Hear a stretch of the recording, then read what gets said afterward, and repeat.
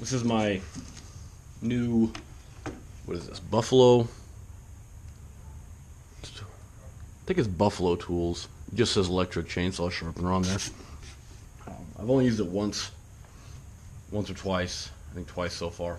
So it's a little bit later in the day than what I like to make noise, but I'm going to try and be as fast as possible. And I want to sharpen up, this actually feels pretty good already. I want to touch up this guy and get it to where I can, I want to try and use out the Alaskan mill today. I've got some really dry mesquite, and I want to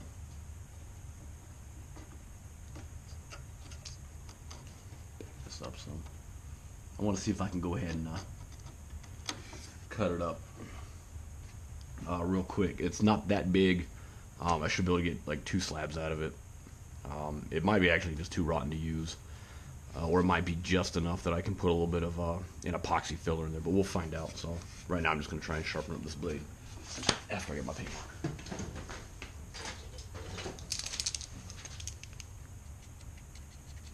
That way I know where I started. So this will be interesting.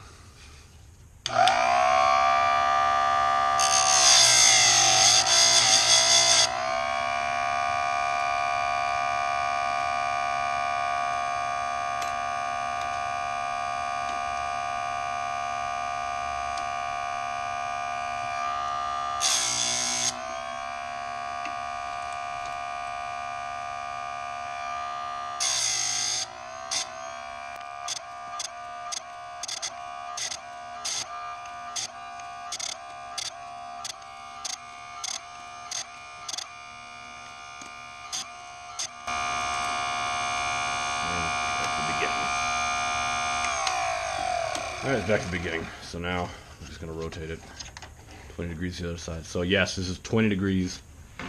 I'm not doing a 10-degree grind on this yet. I want to see how it works first.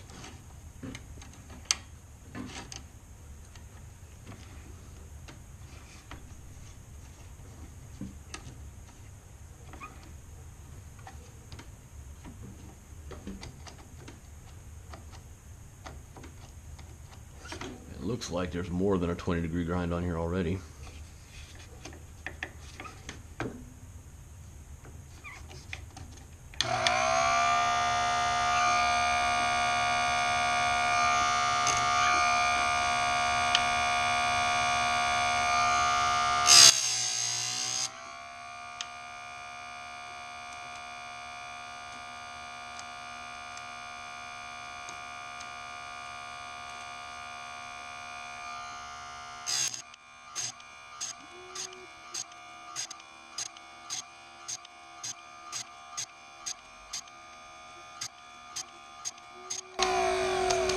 Okay, we're back at the beginning now. Let's get this on the saw before I run out of battery.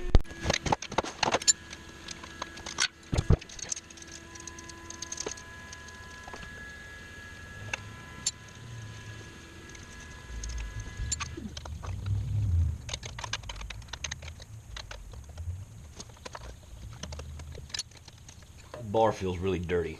I think I should have cleaned it first.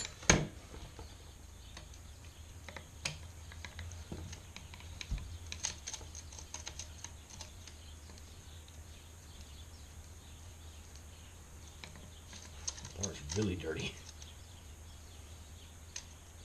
This chain is really gunky too. I believe the previous owner might have run this dry.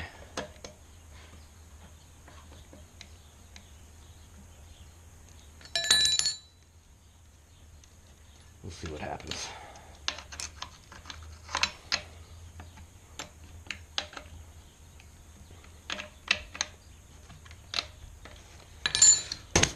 I'm gonna pause recording for a little bit. I'm gonna cut my thumb and then oil this externally, run it for a little while, and see if it gets any less grittier. So yeah, figured out the problem. So I oiled it.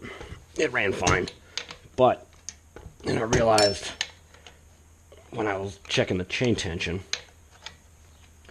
realized what the obvious problem was.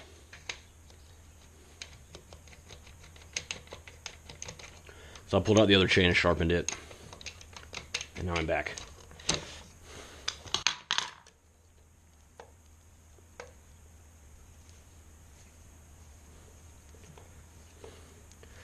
Swap these out and find out the problem, and I'll show you right now.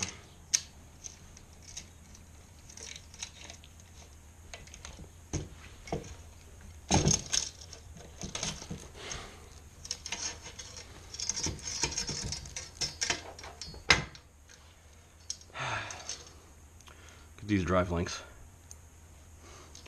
That's what they're supposed to look like.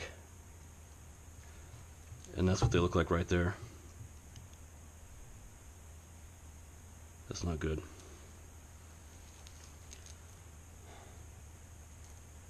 The other ones I see like that, it's just that one spot. Just right there. It would explain, like, it had to have been run dry or something, because this is like heavy buildup that doesn't normally happen. And it's not supposed to happen if your oil is working properly. So, this chain, the drive links look good, so I'm going to go ahead and cut the camera off, save battery, and install this, and we'll come back. Okay, this is the log. It's still pretty heavy. It was a real pain in the ass getting it back here from the truck. And as you can see, it's got almost a 90-degree bend, probably, I don't know, 75 degrees. Using my phone right now since the GoPro's charging, as usual. So I'm going to use the small saw. Already got the big one rigged up. I just need to disassemble that ladder so I can use it. I'm going to take a small saw. I'm going to knock the ends off here, flatten it out, take the ends off because that end is really abrasive and tends to damage the blades, you know, dull them real quick. And probably knock that bump off this side there. I might be able to slice the whole thing with just that kind of set across there. If not, then, you know, I'll have to cut at the bend and then get that section, and that'll be a smaller section. That I could honestly do on the bandsaw. But we'll see how this goes. I'm going to go ahead and do some cuts real quick, and I'll come back. Okay, good news is this still looks really, really solid in there. So that's good. Too bad it's just so small. But I also know where there's a few more of these laying on the ground, and this gives me hope. So I'll go out there, knock the ends off, get a test cut on there, and then see what's inside. And those will probably end up milling on site. So it's good checking there on the end. Not in a good way, of course. So now I'm just going to get that ladder, bust it apart, get it on here, and we'll go from there. Now to make some noise. All right, I've got it set up, and I should be able to make one continuous slab on there. I've got my depth there. I don't think you can see it or not. They're set to 4 on both sides. That should give me enough clearance to get below the nails, or excuse me, the screws. Hoping. I mean, if not, definitely a learning experience. They'll definitely damage the chain. But as you saw, the other chain was already damaged, so I'm going to make that first cut. And since this wood is a little bit harder than I thought it was, it's probably going to be my only cut for the day, and I'll get the rest of it next weekend. So let's see what happens. I'm going to adjust my camera here.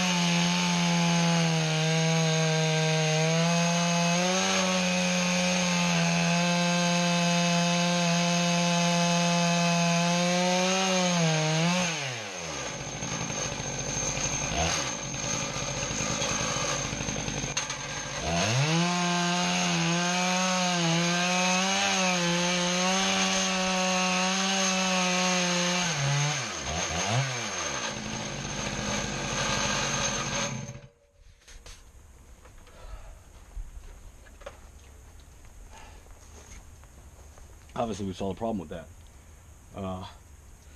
I took such a shallow cut that this ended up breaking off, or cutting loose before that side, so it was really unstable. So and also went a lot faster than I expected. So I'm gonna go ahead and pull that off, reset, and make another cut and see what happens. Okay, I've got it set for 2.5 both ends. Let's see what happens.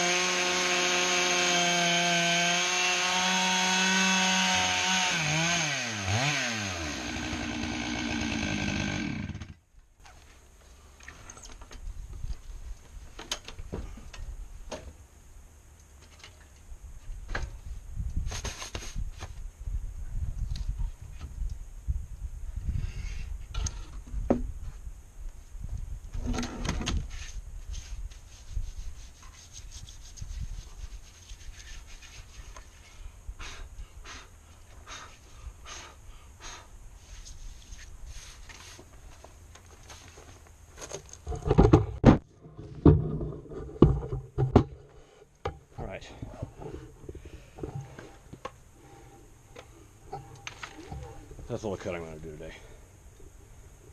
So, definitely not what I was expecting at all. It was not hard. The wood is definitely a lot more solid than I expected. I expected it to be that consistency like what you see on the surface throughout, but it's not. It's very solid. You know, it's mesquite, so it's still gonna have to have epoxy or something to fill these voids, but it's definitely got potential, and I like it, and I like my Alaskan mill. So it's good practice. I still got to get up in the mountains and get those juniper and oak trees that I've had my eyes on. So that's a great pad right there.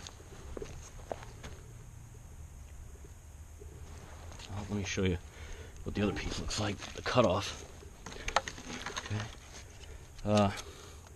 You know, it's not the best piece, but it's got potential as well. You know, come up with ideas for it. Gifts. So, all right. Well, that's the first use of my Alaskan mill. Thanks for watching.